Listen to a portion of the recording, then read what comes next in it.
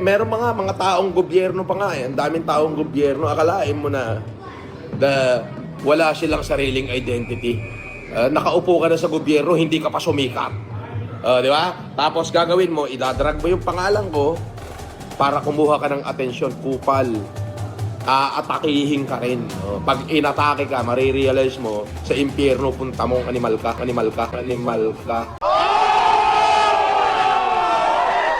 Okay mga kapenyo, ating nang simulan itong ang panibago nating reaction video about nga dito kay Kamatis kay Kulaong pala mga kapenyo, putak. At dito mga kapenyo, no, napanood naman siguro ng karamihan yung live neto ni Kulaong kamakailan lamang na kung saan meron nga siyang sinasabi about nga dito sa nagtatrabaho sa gobyerno na parang idinadrag daw ata ang kanyang pangalan at pinariringgan niya na kung hindi nga raw siya i-content nito sadyang walang views. Tapos gagawin mo, idadrag mo yung pangalan ko para kumuha ka ng atensyon, kupal.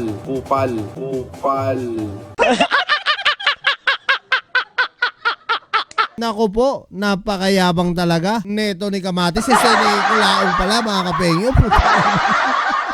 Akala mo naman, ganun na siya kasikat. Pinagmalaki pa yung 7 million views niya doon sa Taragis. Kung hindi naman dahil sa Taragis, hindi ka naman din magkakaroon ng 7 million views. Hinayupak ka.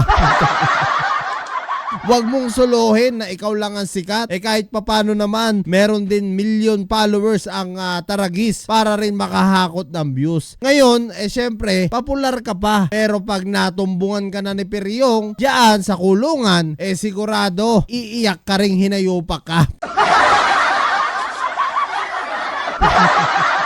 At tara mga kapenyo, wag na natin patagalin at sabay-sabay nga natin panoorin dito nga sa bagong upload na naman ni mga gago. What's up, men? Atin ang matutunghayan. Yun, no? The biggest humanitarian guy. Humanitarian guy Yun sa po. buong mundo, mga kahombre ko. Ang taong hindi maiahon ang kanyang kanang kamay na aso, pero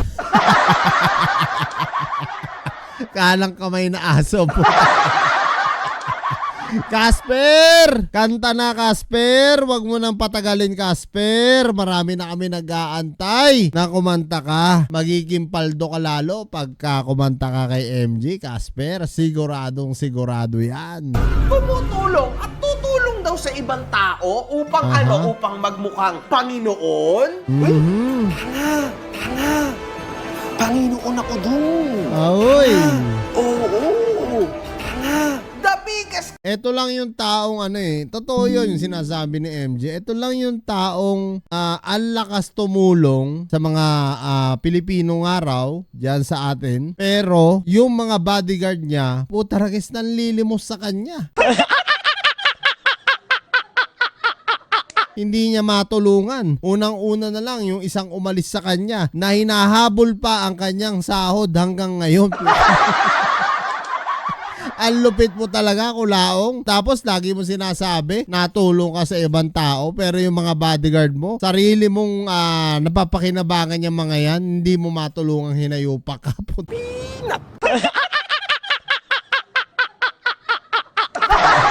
Casino player sa balat ng social media. Ang taong nanlilimos sa mga OFW Yun, sa totoo yan. pamamaraan ng pagpapalipad. Mag-super chat ka dyan. Ayan kahit 20 pesos. Pwede na. Ayun putaragis kahit 20 pesos, trilyonaryo yan mga kapenyo pinatos na. Puta panlugaw rin yan, laman tiyan din yan. That is what you call Hokage moves. Panglimos niya ang ipanglalaro niya sa casino. Oy, naglalaro ng kasino. Huli Basta hindi sugal, ipopromote ko yan. Pero pagka sugal, tabla tayo.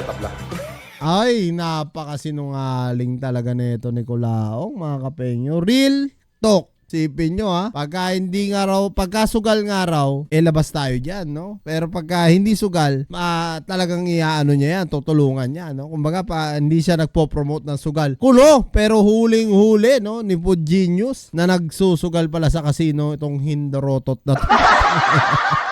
Ang lupit mo talaga, Kamatis. Kulaong pala. The biggest criminal! Aha. Ang nagbi-build up ng mga kaso sa kung saan government agencies, mga ka-hombre ko. Meron mga taong gobyerno pa nga. Yan, Ang daming ito, taong oh. gobyerno. Akalain mo na wala silang sariling identity. Nakaupo ka na sa gobyerno, hindi ka pa sumikat. Di ba? Tapos gagawin mo, idadrag mo yung pangalan ko para kumuha ka ng atensyon, kupal. Atakihin ka rin. Pag inatake ka, marirealize mo, sa impyerno punta mo, animal ka. Yeah. Yari ka rito, kulaong ka, no? Ang lakas ng magparinig. Nakita nyo naman kung paano umaksyon, no? Etong si Ralph Kalinisan, na kung saan ang kanyang react okay lang. Parang kumbaga magkita na lang tayo sa husgadong hinayupa ka.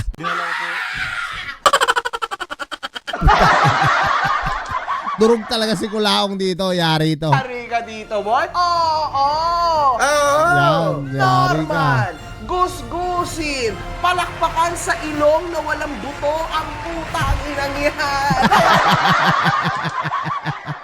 Palakpakan sa ilong ang walang buto.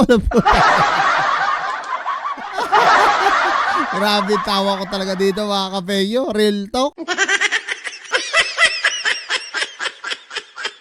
Nagkaroon ng isang post ang ating kaibigan na si Food Genius ukol sa kotse ni Gusgusin, mga kahombre ko. Ayan o, ating makikita ito, mga Yun, kahombre ko. So yari. nanawagan si Food Genius to the Senate of the Philippines. Public records from the vehicle verification show that the vehicle bearing plate number blah blah blah registered Ako, under may seal, Norman no? Mangusin, also known as FLM, has the following details, blah, blah, blah, blah, blah. This vehicle publicly displaying the official seal of the Senate of the Oo, Philippines on yari its siya dyan. windshield. Under Article 177 of the Revised Penal Code, usurpation of authority falsely representing oneself as connecting with a government agency is punishable by law. The unauthorized display of an official government seal in a manner that may imply authority or privilege is a serious legal concern. At marami pa hong iba, mga kahombre ko, no? Ilan-ilan Naku, mo ang pwedeng dali. maikaso Dali si dito. Kulaong So dito. makikita ho natin dito, mga kahombre ko, na sa simpleng paglagay mo ng ganitong klase ng Oo, bawal seal yan. o ng sticker, ay maaari kang makasuhan ng patong-patong na kaso Tama. agad. Mababa, ngunit Yun nga lang sa pagsusuot niya ng uniform ng PNP, mga kapengyo, no? Talaga naman, nakasuhan ka agad siya ng ating mga PNP. At itong paglagay ng seal sa kanyang sariling sasakyan, no? Or sa personal niyang sasakyan, hindi po talaga pwede yan. Kahit nga po yung mga yung mga, alam nyo yun, yung nauso nung araw, yung, alam mo yun, yung horn, yung pang, ng mga pulis, no? Yung pangwangwang, ilalagay mo sa sakyan mo, mahigpit pong pinagbabawal nung araw yun, hinuhuli talaga yan, no? Lalo na to, nalalagyan mo pa ng seal ng government ang iyong sasakyan. Naku po, patong-patong na kaso ka talaga nito, Norman. mahirap na laban yan. Eto pa, mga kahombre ko, ang matindi niyan, Norman Gusgusin. Simula nung inumpisahan kita, mainit ka na sa mata ng mga tao. Yes, So totoo dapat, yan. yung mga ganyang bagay, inaayos mo. And Norman, kakatok ako ngayon kasama ng mga kahombre ko sa Senate of the Philippines. Yan, Bakit? maganda.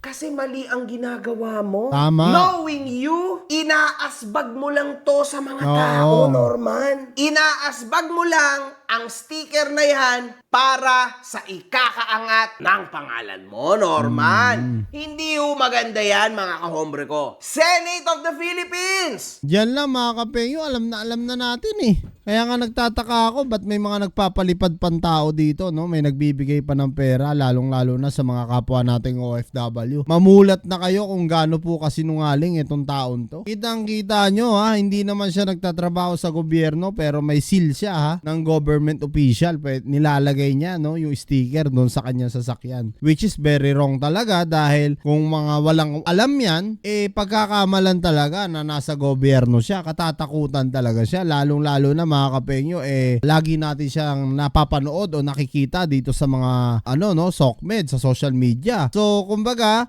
yung iba mare-recognize siya na si si FLM to, may katungkulan sa gobyerno to, no? So kumbaga talagang napaka bawal po nun talaga, no? At patong-patong kaso talagang harapin niya rito. Okay lang ho ba na ginagamit ang otoridad nyo Hindi, ng syempre. isang Norman Mangusin, aka Francis Leo Marcos? Ayan ho ang question ng lahat.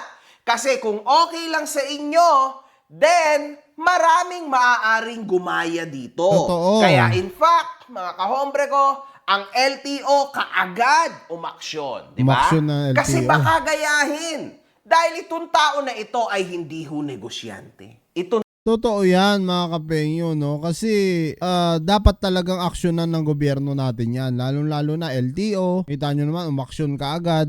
At yung iba pa na dapat talagang maturuan ng leksyon yung ganitong tao, no? Kasi marami siya magogoyo dito at saka maraming gagaya sa kanya. Lalong-lalo na doon sa mga nanonood na kabataan, no? Yung mga mapupusok pa na may mga sasakyan din, baka isip nila, pwede rin pala ako maglagay ng ganito para pagkamalan akong government official, di ba? So, very wrong. Yung tao na ito ay influencer. Yes.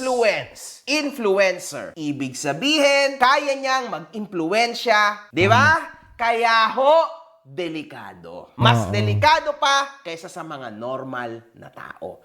Totoo yan mga kapenyo kasi susundan siya. Gaya nga nasabi ko kanina, ang mga kabataan lalo ngayon, no? Kasi alam naman natin, lahat halos nanonood na lang talaga sa social media at pag napanood nila to, pwede pala yun. Subukan natin, gagawin din nila, 'di ba? So talagang marami malilin lang na. Lalo na yung mga kapwa nating mamamayang Pilipino na mga walang alam, na akala nila porke may seal na ganon, nagtatrabaho na sa gobyerno, maloloko nila. Please, do something about this, mga kahombre ko, at atin hong simulan na ang pagrereklamo sa mga kinauukulang government agency. Yan ang pinakamaganda dito sa sinabi ni Maagago. So excited na ako mga kapenyo na sa February 24 nga, 2 tulog na lang mga kapenyo, magkakaharap na etong si Kamatis, si Kulaong pala mga kapenyo, at etong si Maagago. At talagang dito sinasabi nga o tinatanggi pa neto ni Kulaong anong araw ang meron sa 24. Pero in-explain naman yan sa atin lahat ni Maagago na kailangan niyang umattend dito sa 24 dahil pag hindi, sigurado na kalaboso ang aabutin neto ni Kamatis. Kasi ni Kulaong pala mga kapenyo.